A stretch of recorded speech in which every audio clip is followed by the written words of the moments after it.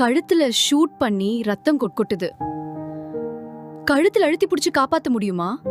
யாருக்கு அடிபட்டு அதிகப்படியான ரத்தப்போக்கு இருந்தாலும் அவங்கள உயிரை காப்பாற்றுறதுக்கு நம்ம பண்ண வேண்டிய முக்கியமான முதலுதவி ரத்தப்போக்கை உடனே நிறுத்துறது. அப்போ தான் உயிரை காப்பாற்ற முடியும். ஒருத்தர் கழுத்தில் அடிபட்டு அதிகப்படியான ரத்தப்போக்கு இருந்தாலும் அவருக்கும் இதே டைரக்ட் ப்ரெஷர் தான் கொடுக்கணும். ஆனால் கழுத்தை பொறுத்த வரைக்கும் அதிகப்படியான ரத்தப்போக்கு இருக்குது அப்படின்னா பிழைக்கிற வாய்ப்புகள் ரொம்ப ரொம்ப கம்மி. ஏன்னா கழுத்தில் இருக்கிற பிளட் வெசல்ஸ் வந்து ரொம்ப ரொம்ப பெருசாக இருக்கும். இம்மீடியட்டாக அதிகப்படியான ரத்தப்போக்கு போயிடும். ரெண்டாவது, மற்ற இடத்த மாதிரி நீங்கள் டைரக்ட் ப்ரெஷர் வந்து அதிகப்படியாக கொடுக்க முடியாது. ஏன்னா இந்த இடத்துல மூச்சு குழாய் இருக்குது, இந்த பக்கம் பிளட் வெசல் இருக்கிறதால நம்ம டைரெக்டாக ப்ரெஷருக்கு வந்து அதிகமாக கொடுக்க முடியாது.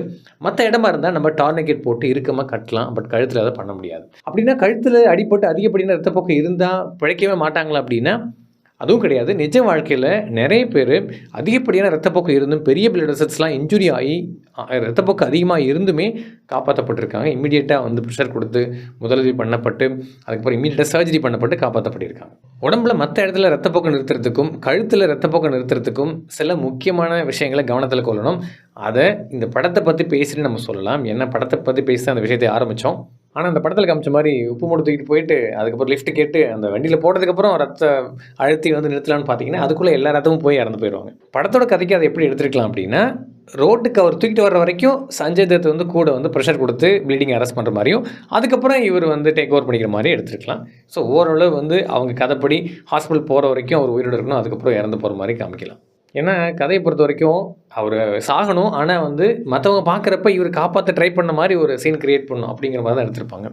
ஸோ நான் சொன்ன மாதிரி எடுத்திருந்தா கொஞ்சம் கரெக்டாக இருந்திருக்கும். அப்புறம் வந்து காரிடோர் சீன், அந்த காரிடோர் சீனை விடுங்கப்பா. எமர்ஜென்சின்னா எல்லா ஹாஸ்பிட்டல்லையும் என்ட்ரன்ஸில் தான் வச்சுருப்பாங்க, அதுதான் ப்ரோட்டோக்கால். சரி, இது வரைக்கும் பரவாயில்ல, பழைய கதையாக இருந்தால் கூட பரவாயில்ல. புதுசாக எடுக்கிற கதையிலாச்சும் இதுக்கப்புறம் அந்த காரிடார் சீனை மறந்துடுங்க. எல்லா ஹாஸ்பிட்டல்லையும் எமர்ஜென்சி வந்து இம்மீடியட்டாக ஆக்சஸ் பண்ணுற மாதிரி தான் இருக்கும். அதுதான் ப்ரோட்டோக்காலும் கூட. கேஷுவலி வந்ததுக்கப்புறமா டாக்டர் வந்து எதுவும் பண்ணாமல் கதை கேட்டுட்டு இருப்பார். ஒரு emergency patient neck injury bleeding ஆயிடுச்சு அப்படின்னா எவ்வளோ பரபரப்பாக இருக்கும் அந்த கேஷுவாலிட்டி. இம்மீடியட்டாக லைனை ஸ்டார்ட் பண்ணி ஃபஸ்ட்டு பிளட் வால்யூம் வந்து மெயின்டைன் பண்ணுறதுக்கு ட்ரை பண்ணுவாங்க, அதுக்கப்புறம் அந்த ப்ளீடிங் அரெஸ்ட் பண்ணுறதுக்கு ட்ரை பண்ணுவாங்க. இதெல்லாம் எடுக்கணும். அவர் வந்து இறந்து போகிறோன்னு நீ காமிக்கிறதுக்காக டாக்டர் எதுவும் பண்ணாத மாதிரி எடுக்கிறது சரி கிடையாது. ரொம்ப ரொம்ப நன்றி சார்.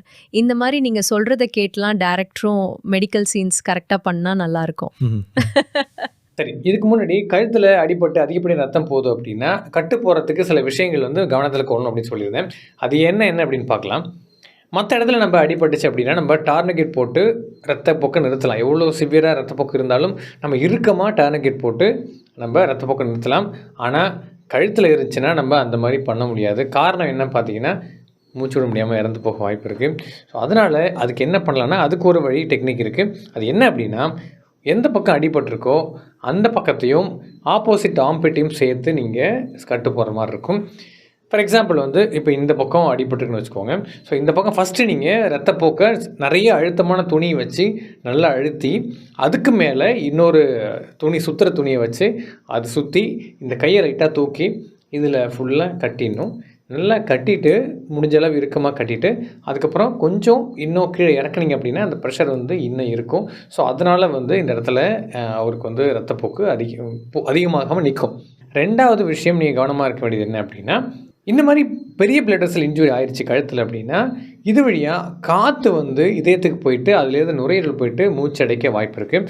அதனால் முடிஞ்ச அளவு கேப் இல்லாமல் சுத்தமாக அழுத்தி பிடிக்கிறது ரொம்ப ரொம்ப இம்பார்ட்டன்ட். இஃப் பாசிபிள் உங்களுக்கு பக்கத்தில் காற்று போகாத மாதிரி ஒரு டைட்டான துணி மாதிரி எதாவது கிடச்சிதுன்னா அதை வச்சு நீங்கள் அழுத்திட்டு அதுக்கு மேலே மற்ற துணியெல்லாம் வச்சு அழுத்தினீங்க அப்படின்னா உங்களுக்கு வந்து அந்த காற்று உள்ளே போகாமல் இருக்க வாய்ப்பு இருக்குது. பட் ப்ராக்டிக்கலாக யோசிச்சு பாருங்கள், இந்த மாதிரி சுச்சுவேஷன் ஒரு இடத்துல வருதுன்னா அங்கே போய் எங்கே இதெல்லாம் தேடிட்டு இருக்கிறது. நம்மளால் முடிஞ்சதை பண்ணலாம். இப்படி மேலே பார்த்து சுட்டா அந்த குண்டுக்கு என்ன ஆகும்? இது மாதிரி குண்டு ஒன்று மேலே போகுது, எது மேலே போனாலும் அது கீழே வந்து தான் ஆகணும். துப்பாக்கி குண்டாக இருந்தாலும் சரி, அந்த குண்டு போகுதுன்னா கீழே வர்றப்ப அதோட டெர்மினல் வெலாசிட்டி, அதோட வேகம் வந்து எது வரைக்கும் ரீச் ஆக வாய்ப்பு இருக்குது அப்படின்னா கிட்டத்தட்ட 300லேருந்து 400 கிலோமீட்டர் வேகத்தில் வர வாய்ப்பு இருக்குது. அது மட்டும் யார் தலையிலையோ உடம்புல விழுந்துச்சுன்னா பொத்துரும். சரி, இந்த மாதிரி நடக்க வாய்ப்பு இருக்குங்கிறது உண்மையாகவே இருக்கட்டும். இந்த மாதிரி நிஜமாலுமே நடந்திருக்கா அப்படின்னா நிறைய நடந்திருக்கு. உலகம் முழுக்க நிறைய பேர் இறந்து போயிருக்காங்க. இந்தியாவிலையும் நடந்திருக்கு, இன்னும் நடந்துக்கிட்டு தான் இருக்குது.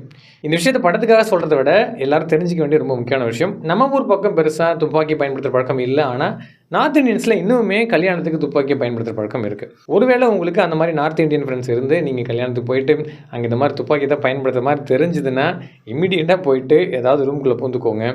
ஏன்னா எப்படினாலும் திருப்பி வந்து யார் மேலாச்சும் விழ வாய்ப்பு இருக்குது. அப்படி இல்லாட்டி ரிக்வெஸ்ட் ஆகிட்டு, அதாவது எதையாவது பட்டு வால்லையோ இல்லை மரத்துலையோ பட்டு திருப்பி வந்து யார் மேலாச்சும் விழ வாய்ப்பு இருக்குது.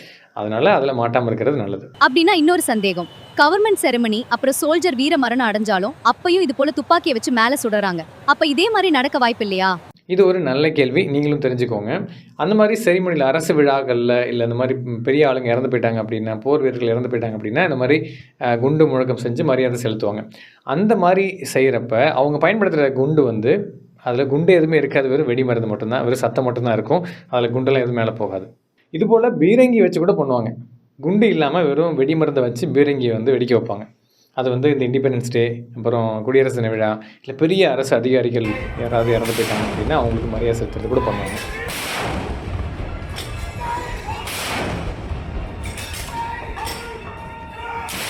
இந்த மாதிரி படத்தை வச்சு உங்களுக்கு மெடிக்கல் இன்ஃபர்மேஷன் தெரிஞ்சுக்கணும் அப்படின்னா இந்த சேனலை ஃபாலோ பண்ணிக்கோங்க. நிறைய விஷயம் பேசலாம்.